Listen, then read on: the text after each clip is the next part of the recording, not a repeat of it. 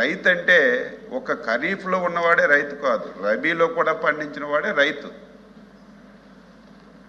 16 నుంచి 19 వరకు తెలుగుదేశం ప్రభుత్వం అధికారంలో ఉండేటప్పుడు ప్రతి సంవత్సరం ఖరీఫ్కి రబీకి ఇన్సూరెన్స్ చేసి సకాలంలో ఇన్సూరెన్స్ కంపెనీకి చెల్లించి 110, 120, 130, 170% వరకు కూడా సకాలంలో రైతులకు ఇన్సూరెన్స్ అందే విధంగా బ్రహ్మాండమైనటువంటి కార్యక్రమం చేశాం.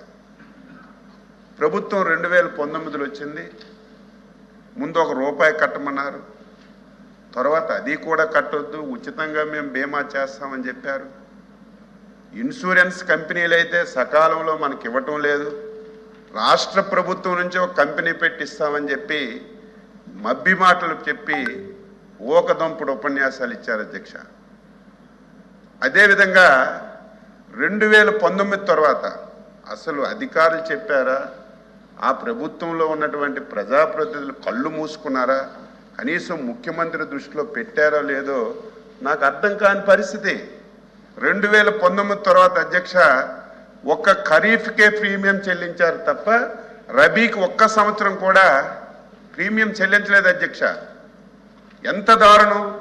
రబీలో రైతులందరూ కూడా గత 5 సంవత్సరాలు చాలా ఇబ్బందులు పడ్డారు. ఒక సంవత్సరం అయితే ఎంత మోసం చేశారంటే, మేము ఓనుగా కంపెనీ పెట్టాం, మేము అందరికీ ఇన్సూరెన్స్ ఇస్తామని చెప్పి మబ్బి బాటలు చెప్పారు. ఆ సంవత్సరం శాసనసభ జరిగింది. రైతులందరూ గగ్గోలు పెట్టారు, పంటలన్నీ పోయా, ఇన్సూరెన్స్ కంపెనీలు పలకటం లేదు. రాష్ట్ర ప్రభుత్వం ఏం చేస్తుందంటే, ఆ రోజు మేము ప్రతిపక్ష పార్టీగా చాలా విధాలుగా ప్రయత్నం చేశాం శాసనసభలో, కనీసం ప్రభుత్వం మమ్మల్ని పట్టించుకోలేదు. అప్పుడు మా నాయకులు ఎప్పుడు కూడా శాసనసభలో పోడియం దగ్గరికి వెళ్ళిన సందర్భాలే. ఫస్ట్ టైం రైతుల గురించి ఒక సంవత్సరం పోడియం దగ్గరికి వెళ్ళి పోడియంలో కూర్చుంటే ఆ రాత్రికి ఈ ఇన్సూరెన్స్ కంపెనీలకు డబ్బులు కట్టలేదు.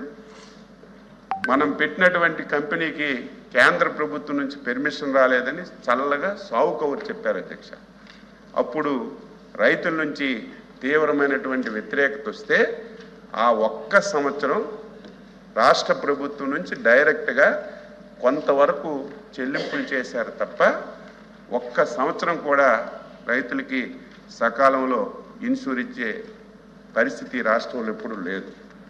ఈరోజు 2022-23 అధ్యక్ష రబీకి దాదాపుగా 465 కోట్ల రూపాయలు ఇప్పుడు మనం ఇన్సూరెన్స్ కంపెనీలకి ప్రీమియం చెల్లిస్తేనే ఒక 90,000 మందికి 105 కోట్ల రూపాయలు ప్రీమియం వచ్చే అవకాశం ఉంది, అది బాకీ ఉంది. అదేవిధంగా ఖరీఫ్కి 1,287 కోట్లు చెల్లించాలి రాష్ట్ర ప్రభుత్వం, కనీసం దాని మీద దృష్టి పెట్టలేదు. నేను మొన్న చూస్తే ఆశ్చర్యం వేసింది. ఎందుకంటే సకాలంలో మనం చెల్లిస్తేనే ప్రైమ్ మినిస్టర్ గారు ఫసల్ బీమా కింద డబ్బులు వస్తాయి, సకాలంలో రైతుకి అందడానికి అవకాశం ఉంటుంది. ఇప్పుడు ఈ 1,287 కోట్లు కడితే దాదాపుగా 6.67 లక్షల మందికి ప్రీమియం అందడానికి అవకాశం ఉంటుంది. దీని గురించి బడ్జెట్లో పెట్టమని ఫైనాన్స్ మినిస్టర్ గారికి కూడా చెప్పాం. వీలైనంత వరకు ఈ ప్రీమియం కట్టి ఈ సంవత్సరంకి ఇన్సూరెన్స్ ఇవ్వాలని చెప్పి ప్రయత్నం చేస్తున్నాం. అధ్యక్ష, ఇన్సూరెన్స్ విధానాన్ని రాష్ట్రంలో అస్తవ్యస్తం చేశారు, ఎవ్వరికి అర్థం కాని పరిస్థితి వచ్చింది. అందుకే రాష్ట్ర ముఖ్యమంత్రి చంద్రబాబు నాయుడు గారు మొన్న ఒక నిర్ణయం తీసుకున్నారు. మన రాష్ట్రంలో ఇన్సూరెన్స్ పాలసీ విధానం దేశంలోనే ఒక బెస్ట్ విధానంగా ఉండాలి. దీనికి మీరు సబ్ కమిటీ చేస్తున్నాం, మీరు కూర్చొని మీరు అన్ని విధాల చర్చించి మంచి పాలసీ విధానం తీసుకురమ్మని చెప్పి మాకు సబ్ కమిటీ కూడా వేశారు అధ్యక్ష. నన్ను, ఫైనాన్స్ మినిస్టర్ని, మన సివిల్ సప్లై మినిస్టర్ని వేశారు. మొన్ననే ఒక సమావేశం పెట్టుకున్నాం. ఏదైతే 2016 నుంచి 19 వరకు మనం ఇన్సూరెన్స్ విధానాన్ని రాష్ట్రంలో అమలు చేశామో అదే బెస్ట్ ఇన్సూరెన్స్ విధానం అధ్యక్ష.